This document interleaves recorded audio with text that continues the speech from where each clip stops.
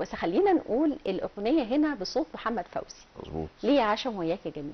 ليه الاغنيه دي من اشهر اغاني الفيلم، مع ان ليلى مراد غنت في الفيلم كذا اغنيه ومحمد فوزي غنى كذا اغنيه، بس اكتر واحده عايشه لحد دلوقتي ليه يا عشم وياك يا جميل. خليني اقول لك ان الفيلم نفسه هو يعني ترتيب الاغاني فيه كان ترتيب ذكي جدا. والترتيب بيشرح مرتبط السيناريو، بالاحداث. مرتبط بالاحداث وبيشرح السيناريو مظبوط. حتى هو في الاول الغنوه الاولانيه لليلى مراد هي بتسال. ما كانش ينفع محمد فوزي هو اللي يبدا الغنى، ان هو اللي بادر وبقى يعني وحب يوقعها في المصيده زي ما كانوا متفقين. هي سالت وهو بعد كده بدأ يخش بخطته. فدخل وتسلل الاسطبل ووصل لحد طيار اللي هو المهر اللي كان لسه مولود من فترة قصيرة، اللي هي بتحبه، اللي هي انت يعني عشقته، وقعدت تقول ان هي اللي هتربيه وهي اللي مسمياه طيار. اجواء المشهد. فدخلت الغنوة كمان ليه يا عشم وياك يا جميل ينبحت بتسر تصونه دي. المد في الجمل، انا سوري صوتي وحش قوي انا اسف. المد في الجمل هنا في بتترجم الرجاء اللي هو بيكلم مهر. ما بيكلمش راجل، هو اللي ما بيكلمش حد، هو بيكلم مهر. بس في اسقاط على المشاعر في اسقاط مظبوط. فهو رايح يكلم مهر عشان ضامن تماما ان هو اكيد مش هتقول السر بحاجه. وفي نفس الوقت عمال يقول له ليه يا عشم وياك يا جميل. المد هنا العشم فيه نوع من انواع الرجاء. فالمد ده كان بيشرح ليه حروف المد هنا ليها يعني عندها الطبع بتاع الترجمه بتاع احساس الرجاء ده. انبحت بالسر تصونه بيحلفه، يعني انبحت بالسر تصونه دي. وبعدين في الاخر خالص انسجم يا حبيبي وحشاني عيون دي. هنا الجزء الشرقي هو اللي طاغي في الاغنيه دي، الالات الشرقيه قوي.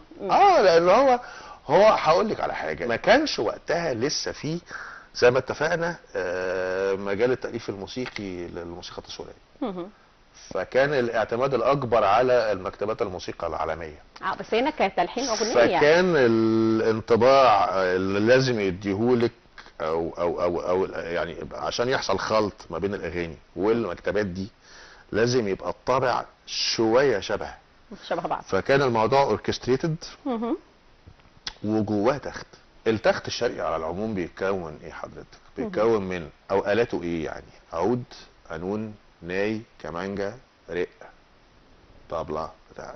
طيب دول لو لعبوا لوحدهم زي كان في اغاني في الوقت ده وفي قبل كمان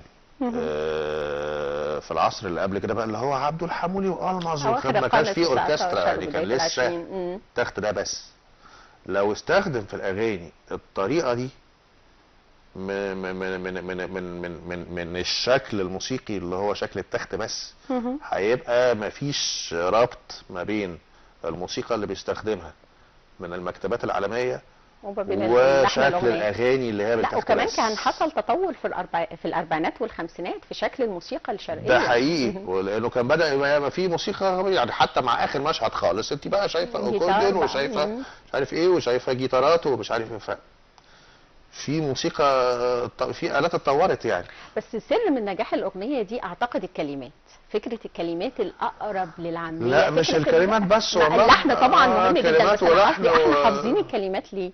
لأن هي كلمات احنا بنستخدمها، فكرة العشم والصون والحاجات دي كلها يعني في الثقافة المصرية. ده حقيقي. أعتقد كده هو كان في ذكاء في اختيار الكلمات. هو كان زمان بيحصل الطبيعي، ما كانش بيحصل زي اللي بيحصل دلوقتي. انت زمان كان هنكتب غنوة، هنلحنها، وبعدين هنوزع، وبعدين هنخش ننفذ. النهارده ساعات بيحصل العكس.